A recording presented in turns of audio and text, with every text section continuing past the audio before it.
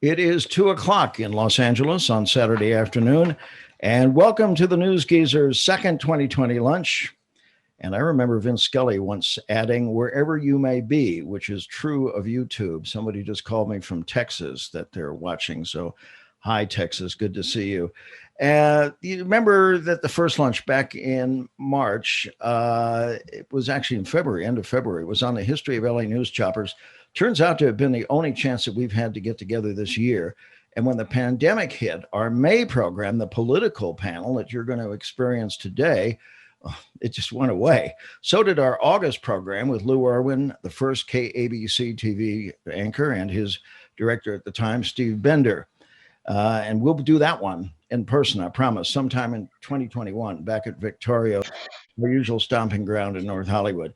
The same is true of part two of our political panel. All of these people that you're seeing in your screen, I'll be introducing them in a moment, all six of them.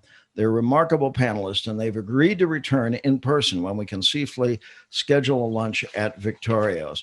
But first, I want to do a couple mentions, and then we'll introduce the panel and get into the program. Most of you know our website, which is newsgeezers.com. It's the place to go for the latest information on our informal group of the best folks in print, broadcast, online, and public relations in LA. Now to news of the 8-Ball Welfare Foundation. You know I talk about this every time. Well, that's what it used to be called. Tony Valdez, our chairman, along with the rest of the board, decided a new name was needed, the first name change since the group was founded in 1954. So it's now, as you can see, the 8-Ball Emergency Fund for Journalists, which is more descriptive of what we do. Help those in our business and temporary financial need. As the immediate former chairman, I urge you to go to our website, which is now, as you see it there, www.8balljournalist.org. Please view our history, and then please go to the donate page, make a tax-deductible contribution, thanks to the Faffinger Fund at the LA Times, which helps cover our expenses. Every dollar you donate goes to help a journalist in need. And many in this group have donated and continue to donate regularly. From all of us on the board of the 8-Ball Emergency Fund for Journalists, we greatly appreciate it. Now, we got to do thanks, because without these people whose names are sliding onto the screen, there wouldn't be any program. Steve Skutsky, who produced the videos you will see today and helped in more ways than I can ever count.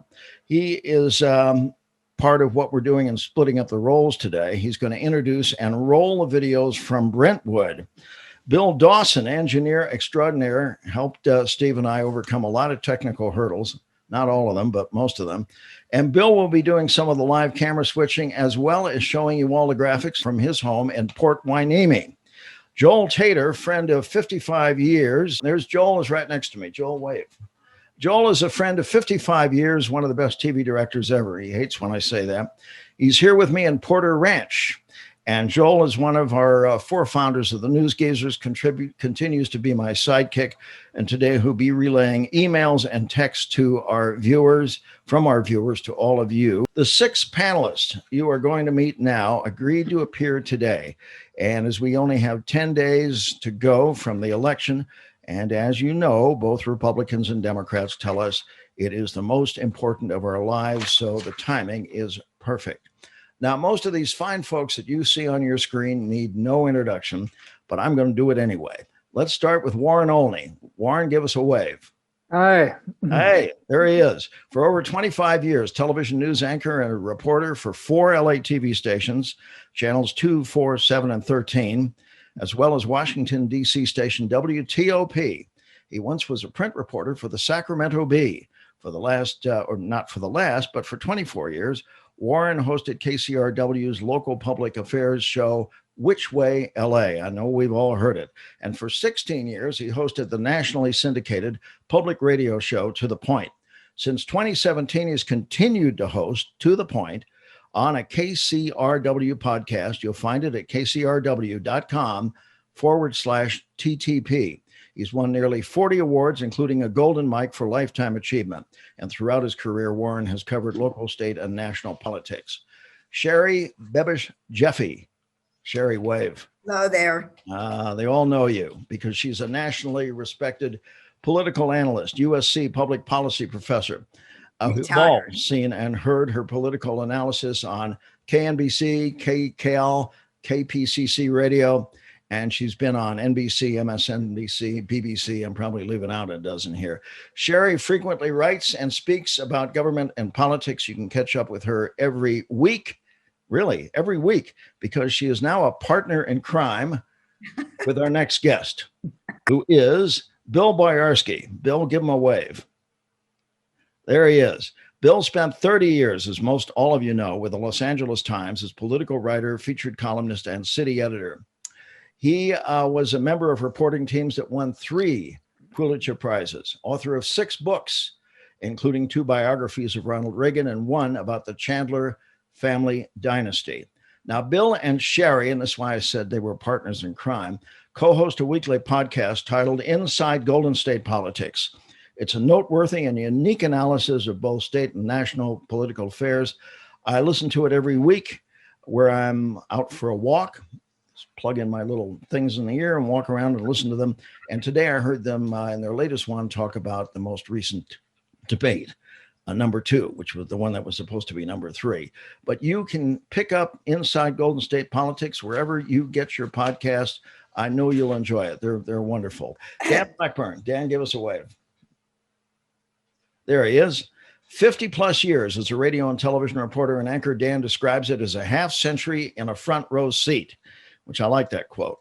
Covered almost every presidential campaign for more than 3 decades. Washington, D.C. bureau chief for Metro Media News. Oh, man, I remember Metro Media. White House correspondent. He was an NBC correspondent based in Burbank for 13 years. CNN correspondent for 4 years. A contributing writer to the Washington Post over the course of several years, while both in Washington, D.C. and here in L.A.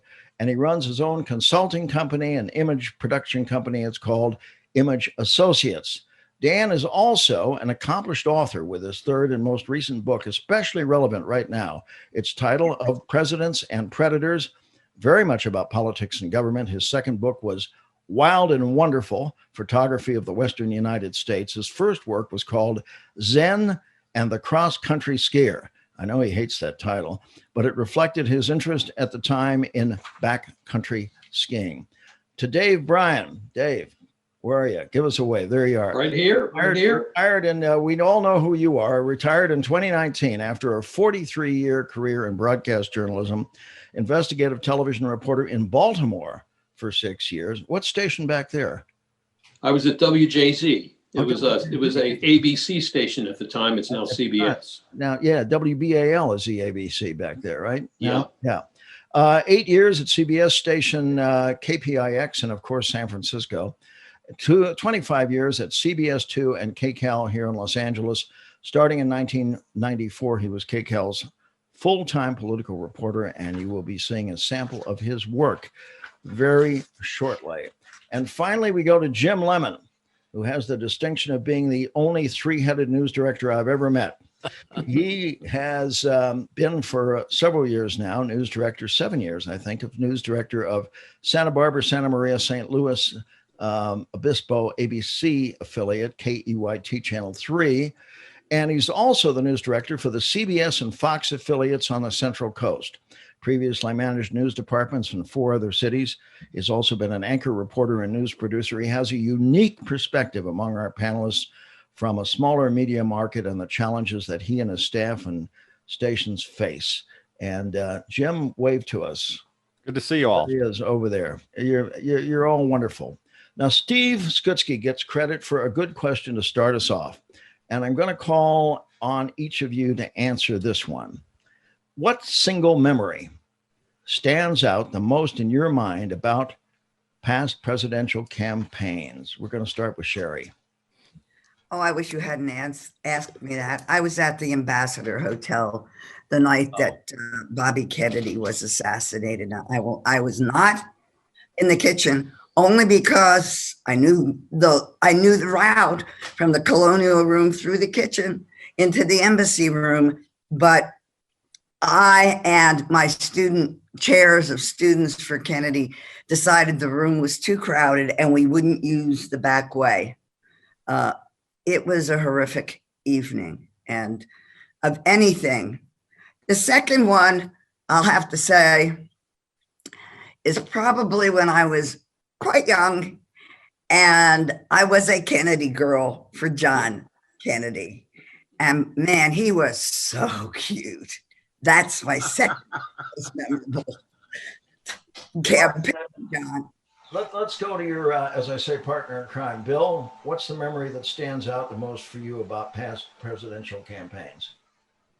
Like Sherry, it was the night Robert Kennedy was assassinated, and I was working for the Associated Press, and we were just having an argument in the office about whether we should call the election for Bob Kennedy. And he was shot, and they sent me out to the ambassador and I was new to Los Angeles. I lived in Sacramento, and I found a cab. Racing down Wilshire Boulevard, ambulance racing down Wilshire Boulevard. And I said to the cab driver, taking a chance and giving me a chance to utter this famous old cliche line, I said, "Follow that ambulance." I didn't know where that ambulance was going, but luckily or unluckily, it was going to the right place, Central Receiving Hospital, and that started off days of covering this event, which has really left me traumatized the rest of my life. I just have to kind of tell you where I was that night. I was at KTLA in the control room. We were on the air and had just finished election night, and I was rolling credits. And Larry Shear was at the Ambassador Hotel, and I could hear him over closed circuit yelling, "Don't go off the air, don't go off the air, come back to me." So I didn't know what it was. So I told Michael Conley, who was directing, I said, "Get off this, go back to the remote." So we did, and he described what was happening, what he knew, and of course we stayed on for the next day and a half straight. So Dave, let's go to you next. Again, the same question. What stands out most in your mind about past presidential campaigns? It was one of the election nights that actually drew me to covering politics. I was always in a political family, but it was the election of John F. Kennedy. I was a very young man at the time, and it was just such an exciting night. My dad and the whole family, we were up late. This is when I was living in Baltimore, and it was late at that night when it was sort of all figured out that he had actually won the election, and it was just a really exciting night. I had one other night which didn't work out too well, when I actually had food poisoning while I was covering a presidential election. And they called me back to say, "Hey, we want you to come back and do some more." And I said, "I just don't think I can do it now. I'm going to have to take a pass on it." All right, thank you. And let's just go over to Jim Lemon, get the perspective from his side. You've been doing this a long time. You're rehearsing for election night right now, Jim. Same question to you. What stands out the most in the past about your coverage of presidential elections? I'm going to give away my age a little bit here. The first thing is that I remember absentee voting while in college in my dorm room for my very first presidential election, and that was 1980. So I remember that very vividly, and having to literally punch on the little card that they sent from, I was in University of Arizona in Tucson, and my home at the time was Yuma, and they had the little punch cards, which later, when 2000 happened, the hanging chads were very much that exact type of punch card that we were using in 1980. As a reporter, my hometown is Tucson, and I ended up working for 10 years as a reporter, anchor, and eventually executive producer at KGUN 9, the current and then ABC affiliate. And I was covering the Democratic Party that night. And I got this idea in my mind. Well, first thing was that the Democrat who was challenging John McCain that night was gone as of 7 o'clock. Every network predicted, that McCain would win re-election. And I knew one of the reasons for that was because the Democratic part of the state at the time was Pima County, Tucson, and she never came down. She spent her time up in Phoenix and Maricopa County. And so I asked her on the air, I said, "You're the first loser of the night," which she took exception to. But, sorry, but you are. And perhaps part of the reason for that is because you didn't come here to where the Democrats are, for the whole state. And she, gave whatever answer she gave. But I convinced my producer back in the control room to let us move our camera. We all had those risers and, your spot where you could overlook everything. And when Bill Clinton won, and we knew that we were going to his acceptance speech, I convinced my producer to let me pull cable and string it all around so that we could get in front of where people were watching the television. And they put a little box in the corner of the screen of all the people in Tucson cheering, watching Bill Clinton giving his acceptance speech. And it was probably one of the best pieces of just live, real in the moment television, from a campaign perspective that I'd ever seen. My third point I wanted to make very quickly, I was the news director at KGMB in Honolulu when the Bush-Gore election happened.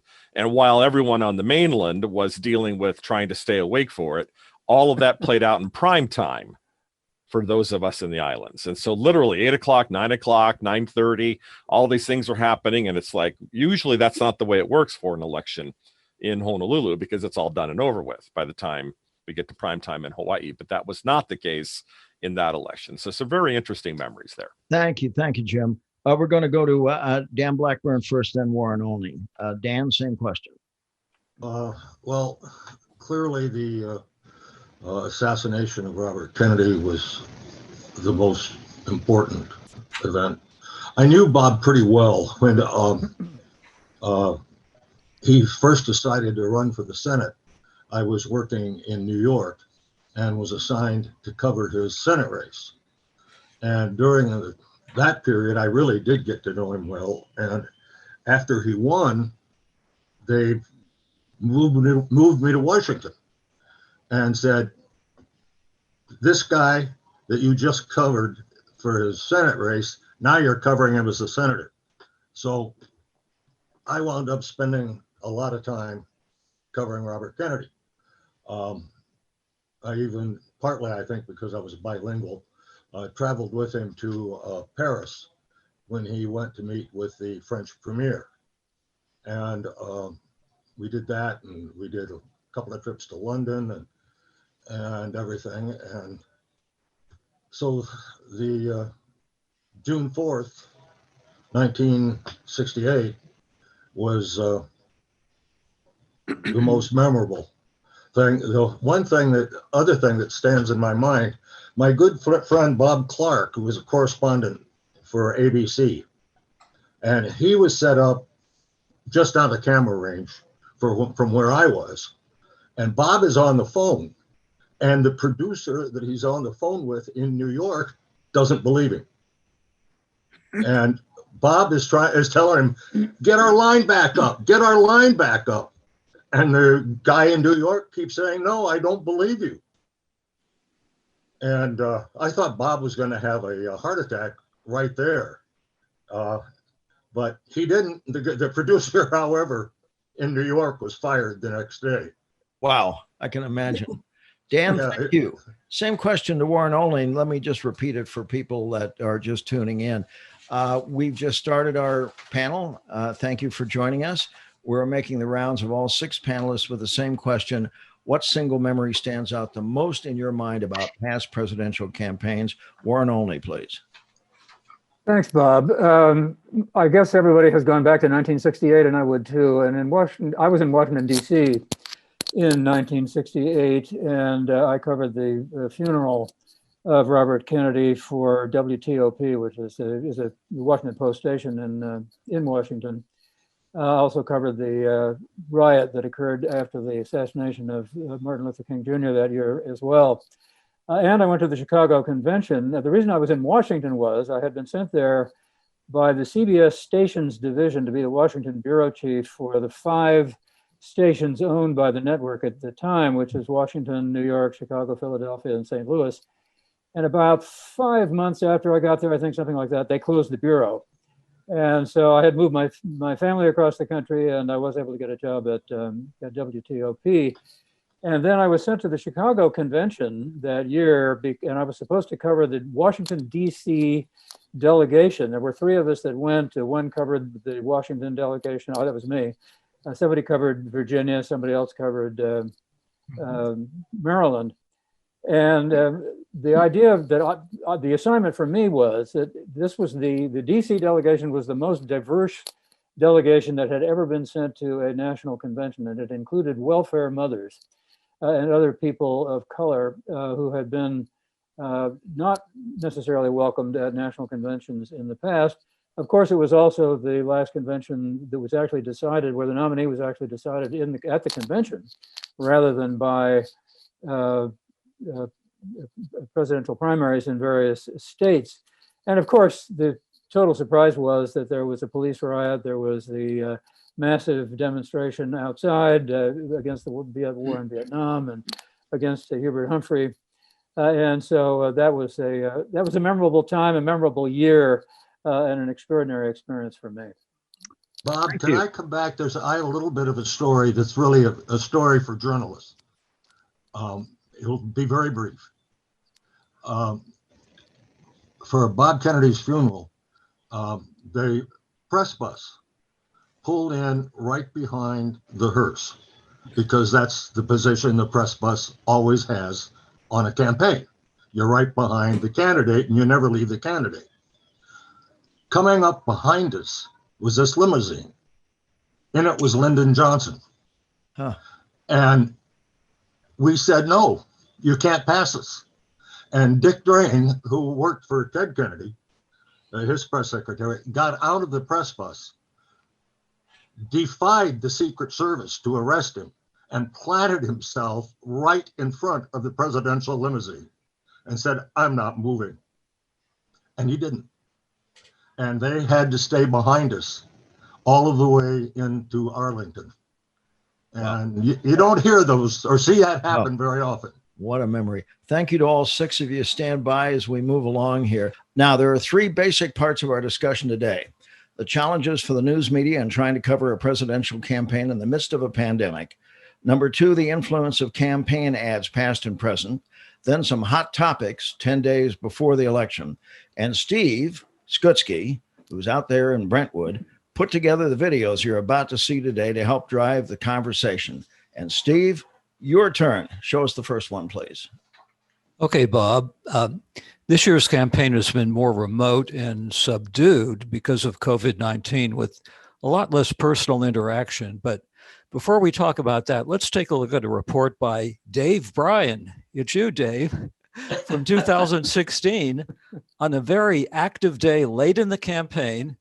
It's quite a contrast. Trump and Clinton are using everything in the playbook now, urging, scaring, pressuring, and even guilt-tripping their supporters to try to get them to vote. And it comes on a night when the polls show the race is getting tighter and the candidate attacks on one another continue to escalate.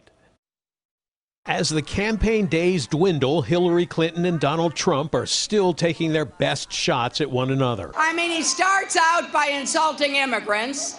He moves on to insult all Latinos, insults African Americans, insults Muslims, insults people with disabilities. If Hillary Clinton were to be elected, it would create an unprecedented and protracted constitutional crisis. Haven't we just been through a lot with the Clintons? Right. And if scaring or shaming their supporters into voting is working, well, at this point, it's all about getting out the vote. Get out there and vote. Pretend we're slightly behind. You got to get out. We don't want to blow this. Even President Obama, a Clinton surrogate, got into the act on Wednesday at the University of North Carolina, another battleground state. How's this for pressure? I hate to put a little pressure on you, but the fate of the republic rests on your shoulders. The fate of the world is teetering, and you, North Carolina, are going to have to make sure that we push it in the right direction. The latest polls in the key states show two things. The race is getting tighter, and both candidates have small leads in those states. The African-American vote right now is not as solid as it needs to be. Clinton joined the morning radio appeal on stations with largely black audiences. Tell my folks, why are you and why now? Well, I believe in what I'm doing. In North Carolina, the African-American voters' turnout was lagging after Republican election boards put strict limits on the number of early voting stations in urban neighborhoods until a federal appeals court intervened. In Florida, the Clinton campaign needs a big turnout from Latino voters, and right now it's up more than 100% over the Latino early voting turnout 4 years ago, probably accelerated, at least in part, by Trump's insulting remarks about Mexicans. The Trump campaign believes he has surged to the lead now in Florida, where, as we mentioned, the polls are close, and they feel he's also surging in some Midwestern states like Wisconsin and Michigan. CBS News reports the Trump campaign invested about $600,000 in 3 new national Trump TV ads that were run during the World Series broadcast of the 7th game Wednesday night. Everyday people stand united, ready to replace decades of broken politics with a new leader who's not a part of the system. We're in a whole different world now. Bob, take it away. Thank you, Steve. I'm going to toss this up and start with Jim Lemon, and the rest of you just pop in when you want to. And I'm doing this because Jim is obviously from a small market, Santa Barbara, which is a very distinguished market, along with Santa Maria and San Luis Obispo.